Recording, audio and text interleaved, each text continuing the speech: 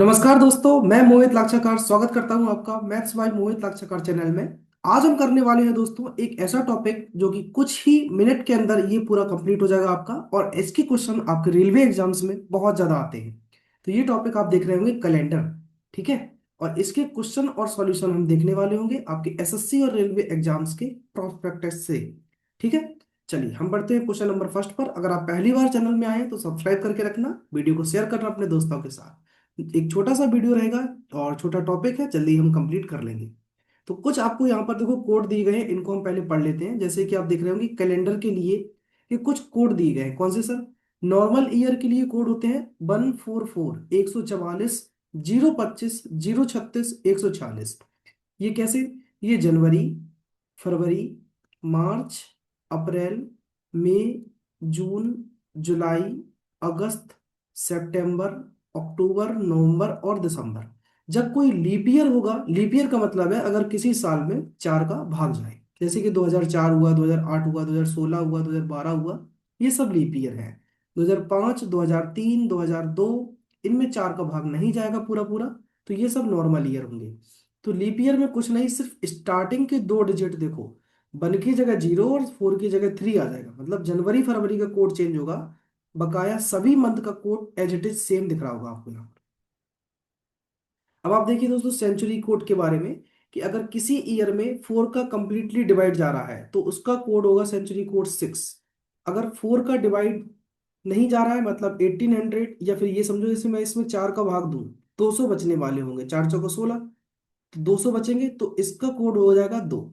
1700 है तो 4, और 1900 के लिए 0। मैं सीधा इनको ऐसे समझ सकता हूं कि अगर 4 का भाग देने पर आप देख रहे हैं 0 बच रहा है तो कोड आएगा 6।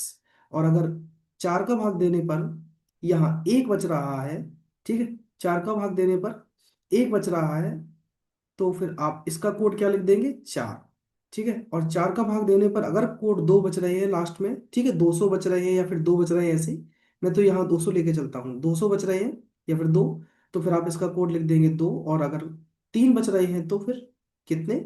3 का मतलब 300, तो 0 कोड। तो इस तरीके से आप मोटा मोटा इनको समझ के रखेंगे। चलिए हम बढ़ते हैं आगे।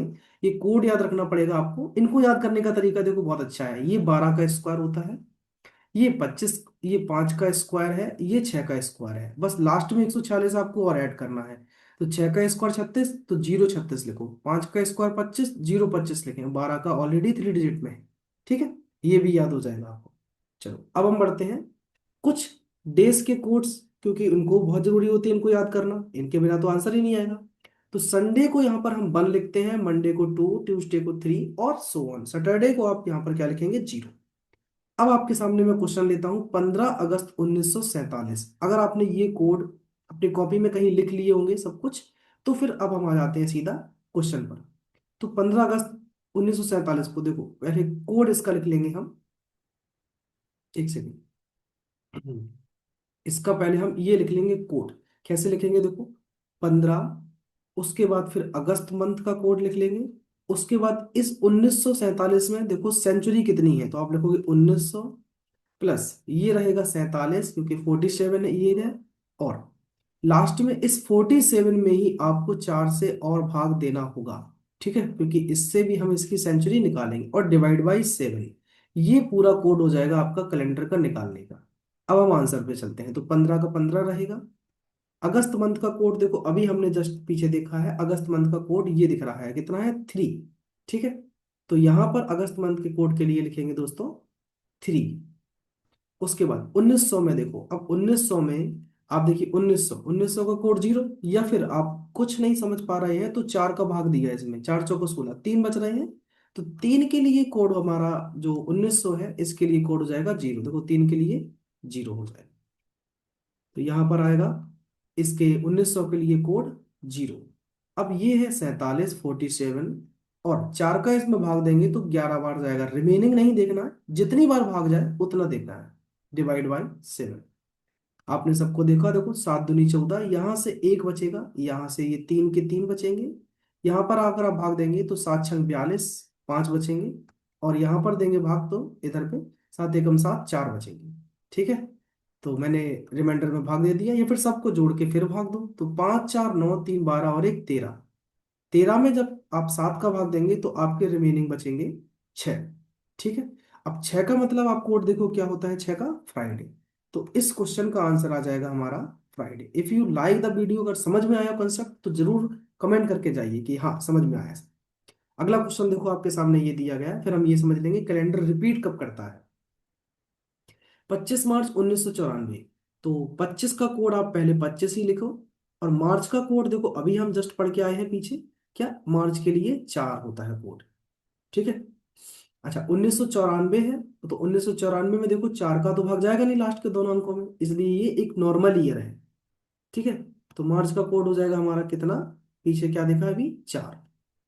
ठीक, इसके बाद हम देख रहे हैं कि 1900 का, 1900 सेंचुरी है, सेंचुरी का कोड कितना होता है 1900 का, 0।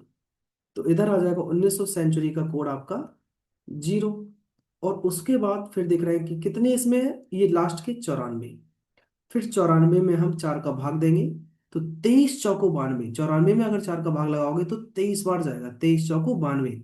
शेष कितने बच रहे हैं मैं उनसे मतलब नहीं, कितनी बार भाग जा रहा है वो देखना है।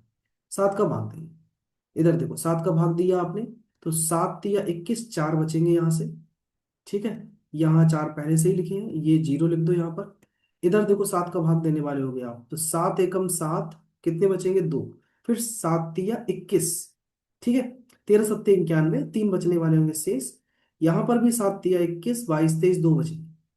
इनमें हमने 7 से फिर से भाग देना है, तो 4 और देखो 4 और 3 ये 7, ये तो पूरे कट जाएंगे 7 से।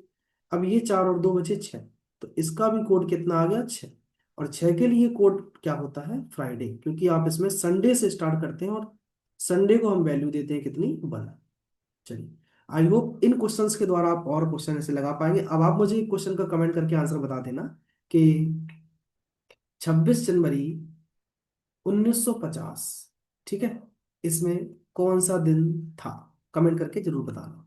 अब ये कैलेंडर का रिपीटेशन देखो क्या क्या होता है, इसको समझ लेंगे कि अगर रिमाइंडर 0 है तो 28 साल बाद रिपीट करेगा। कैसे, जैसे मैं आपसे कहूं कि 2004, इसमें आपने 4 का भाग दिया तो पूरा पूरा चला गया, मतलब रिमाइंडर 0 है।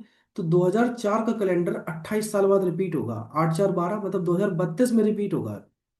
अगर 2005 आ रहा है, इसमें 4 का भाग देने पर देखो शेष बचेगा 1। तो अगर एक शेष बच रहा है तो ये 6 साल बाद रिपीट करेगा, मतलब 2005 का कैलेंडर 6 जोड़ेंगे तो 2011 में रिपीट करने वाला होगा। अगर ये बच रहे हैं आपके 2002 या 3, अगर मैं 4 का भाग दूं तो इसमें कितने बचेंगे, 2। और अगर 2007 भी होगा तब भी 4 का भाग देने पर 3 बचेंगे। तो अगर 2 और 3 शेष बच रहे हैं तो ये 11 साल बाद रिपीट करेगा। ये होता है रिपीटेशन ऑफ द कैलेंडर। तो आई होप आपको ये छोटा सा वीडियो पसंद आए, और अपने दोस्तों को इसके साथ, अपने दोस्तों को भी शेयर करेंगे। ठीक है। इन 10 मिनट्स, 10 मिनट के अंदर पूरा देखो हमारा वीडियो खत्म हो गया कैलेंडर का, और आपका ये काम भी हो गया। Thank you, till then take care, bye bye. दोस्तों के साथ शेयर करना, चैनल को सब्सक्राइब कर लेना।